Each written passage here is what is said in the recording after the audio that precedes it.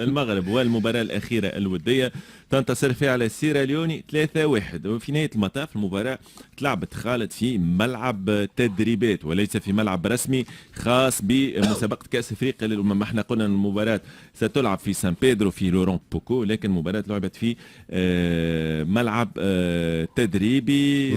احنا نعتذروا معلومة اللي سقناها. ينجم يكون هو بطل افريقيا، واذا كان هزها مش يكون اميريت. وزيد انا واحد من الناس ان شاء الله تهزها تونس، لكن كان هزتها المغرب نقول لهم تستلم. وانا ما بيهديش. المغرب والمباراة الأخيرة الودية تنتصر فيها على سيراليوني 3-1. وفي نهاية المطاف المباراة تلعبت خالد في ملعب تدريبات وليس في ملعب رسمي خاص بمسابقة كأس أفريقيا للأمم. احنا قلنا أن المباراة ستلعب في سان بيدرو في لورون بوكو، لكن المباراة لعبت في ملعب تدريبي.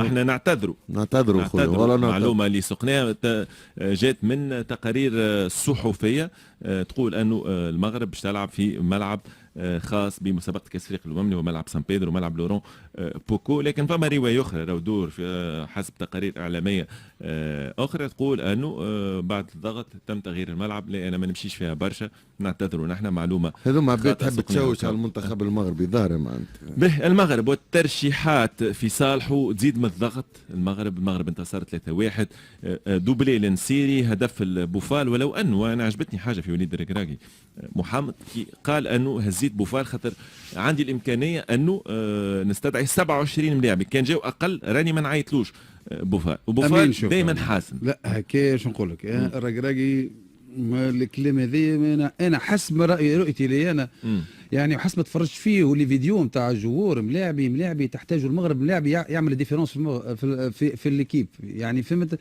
بياس متريس انا نشوفه انا جوار دريبلور جوار بيركوتور جوار يعني تحتاجه اي جمعيه انت تجي تدخل عليه في الفانسات جوار ظاهر مش يعني والله نقول والله ليميتي ولا جوار النجم نقولوا عنده كاليتي.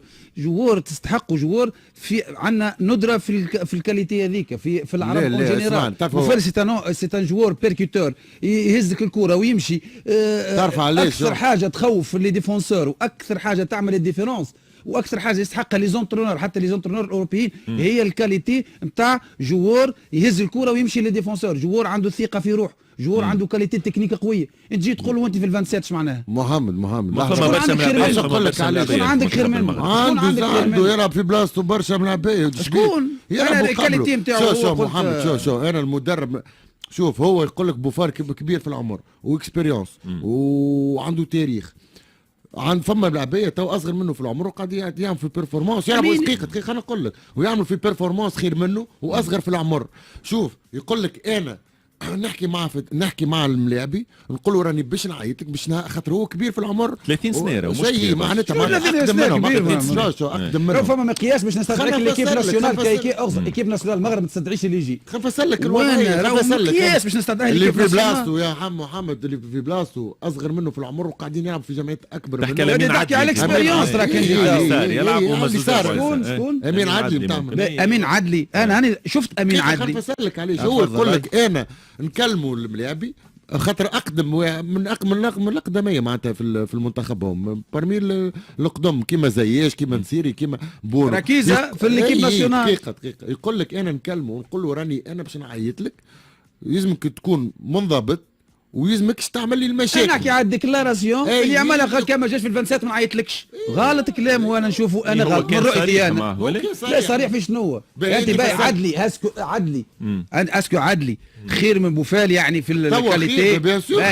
نحكوا على الصغر نحكي على الاكسبيريونس يا محمد يلعب في باير ليفركوزن محسن. انا ملاعبي راهو ملاعبي شو اسمه حكينا عليه البارح وملاعبي قلناش الاخر زاد قيمه ثابته يا ولدي توا مين نجمش يلعب معاه يقول لك انا باش نجي نعيط مثلا طفل صغير يلعب في ليفركوزن ونعيط انا بوفال اقدم منه 23 سنه بربي انا نسال حاجه 23 سنه عدلي معناتها بوفال اقدم منه في المنتخب. تجي انا ورجع من ضربه راهو بوفال ورجع من ضربه انا تضرب عدلي دقيقه انا نجي باش يلعب هو تضرب عدلي دقيقه خلينا نجاوبك. يقول لك انا نلعب واحد عمره 23 قول له تضرب عدلي انا نلعب واحد عمره 23 ونحط واحد اكسبيريونس عليه لو فرضنا تضرب عدلي لو فرضنا تضرب عدلي شكون ينجم يعاود في كاليتي هكا يعاود بوفال. يلا ينتهي في كل الحالات النقاش لازم فيما يكون موجود. يخص بوفال وامين عدلي. تنشوفوا وليد ركراكي شكون باش يختار في المباراه الاولى ضد تنزانيا. موعد اخر نهائي لعبوا المنتخب المغربي واخر نصف نهائي وصلوا كان في كان تونس 2004.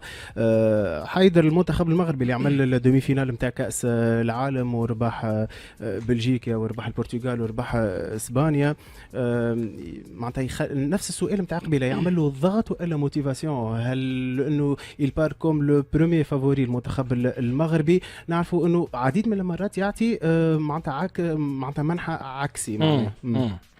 هو ساعة لازم نعترف، والحقيقة هذه حاجة تفرحنا، منتخب شقيق، انه اليوم المنتخب المغربي عنده افضل جيل في تاريخ الكرة المغربية على الإطلاق، على الأقل هذا بمستوى الأرقام والإنجازات اللي تحققت رياضيا بالنسبة لهذا المنتخب، اللي معناها كي تقرأ القائمة والقائمة قدامنا كل اسم ينسيك في الاسم الآخر. معناها كي تشوف التركيبة باش تعملها من الديفونس ولا ميليو تيران ولا لي زاتاكون، معناها تدوخ. لازمك بالرسمي تكون وليد الركراكي باش تختار 11 ينجحوك في كومبيتيسيون كيما هكا. لكن أنا ما عنديش إجابة بقدر ما عندي سؤال. الحقيقة المنتخب المغربي وكأنه عنده مشكل في القارة نتاعو. المنتخب المغربي وكأنه متفتح أكثر على القارة الأوروبية في طريقة اللعب، في التفاهم بين اللاعبين، في الجودة متاع اللعب. في القارة دي ما عنده إشكاليات، ما عندوش تاريخ ثري في القارة الأفريقية. هل تعتبر هل ممكن يكون بالنظر لطبيعة الملاعبين اللي كلهم متكونين في أوروبا في هولندا وبلجيكا أكثريتهم الاتموسفير مش نفسهم؟ ينجم يكون في وقت من الأوقات زاد تطرح موضوع النجومية، وأنه المنتخب المغربي عنده فرديات وما عندوش مجموعة، وأنه كل واحد كما نقولوا احنا على روحه وكذا وكل ما هو مقصود بالكلام هذايا. لكن للاسف انه المقابلات والمشاركات تاع المنتخب المغربي اكدت الكلام هذايا. ما نعرفوش اذا كان ليديسيون هذايا باش يكون فيها تحدي من النوع اللي انا ما نجمتش نعمل تاريخ في القاره هذا الوقت المناسب اني نعمل ونكتب تاريخي في القاره، ولا انه القاعده باش تتواصل. المنتخب المغربي منتخب عملاق كبير ممتاز، يفرج فنيات فرديات من حارس المرمى من بونو وانت ماشي حتى للنصيري. معناها تشوف الاسامي تدوخ، تشوف طريقه اللعب تعجبك، تحس اسبانيا تلعب، تحس البرتغال، تحس ناسيون كبيره في الاوروب. لكن في القاره هاني قلت عنده مشكل. على فكره راهو قداش من مره كي نتفرجوا المنتخب المغربي في تونس نحكي لانه ما عندناش العقده هذيا، نشجعوا المنتخب المغربي ونشيخوا بالكوره وبالطريقه وبالمانير نتاعو، لكن ديما يفاجئنا انه يعمل لنا هكا ديسيبسيون ويروح على بكري.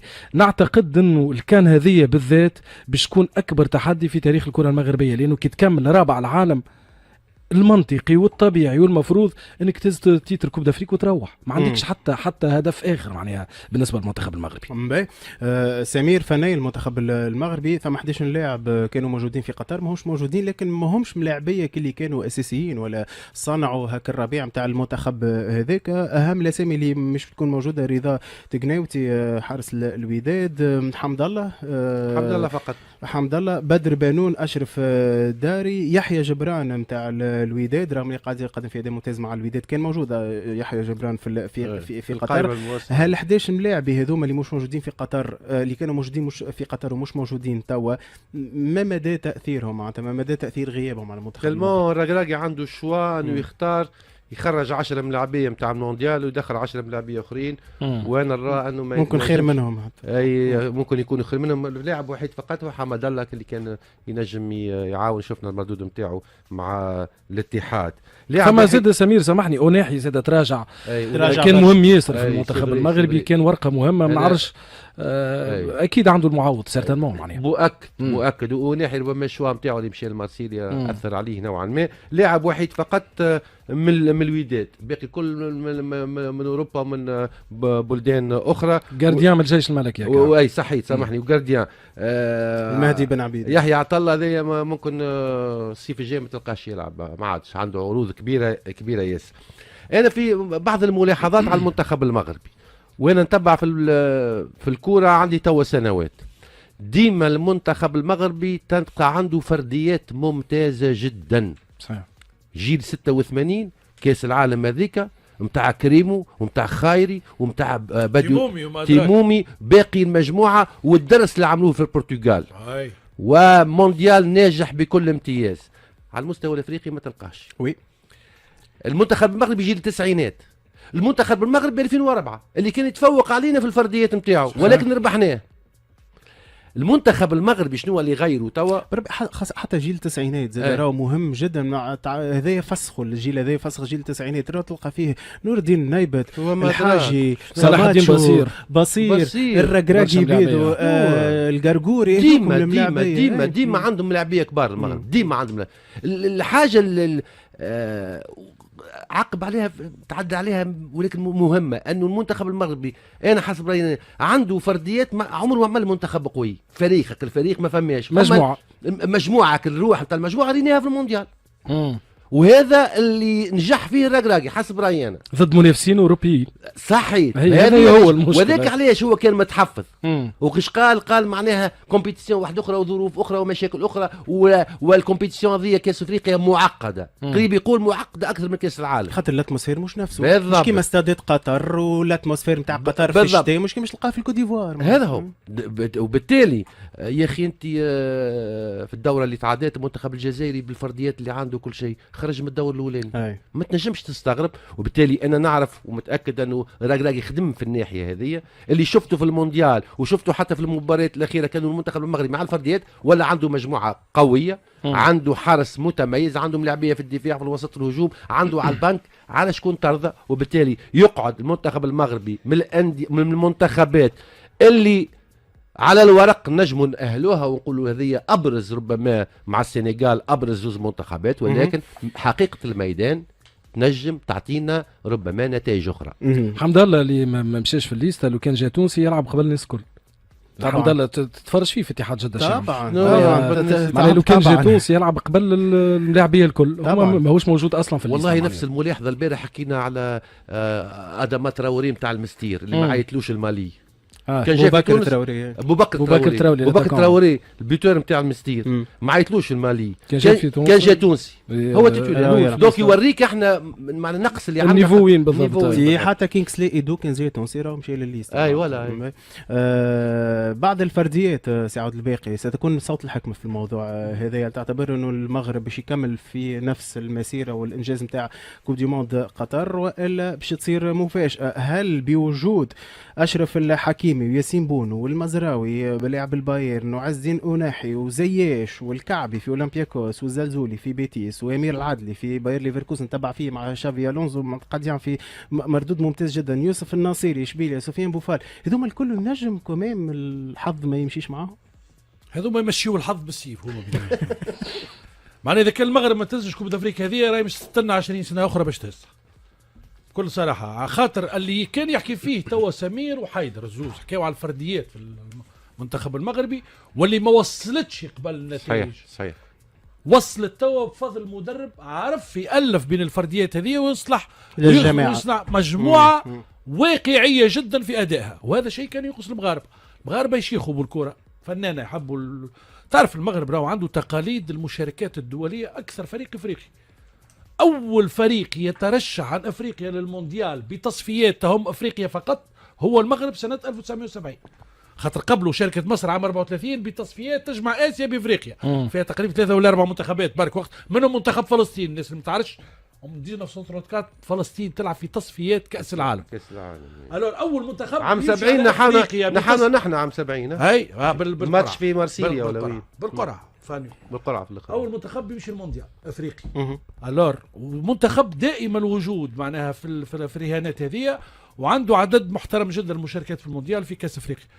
منتخب قليل التتويج على المستوى الافريقي رغم انه كان بامكانه يهز على الاقل 4 تتويج واحد بركه كيف ولا تتويج واحد من عام 76. اعتقد انه توا كل الظروف الفنيه متوفره للمغرب وكل ظروف الحمايه ايضا متوفره للمغرب باش ينجم يكون هو بطل افريقيا، واذا كان هزها مش يكون اميريت.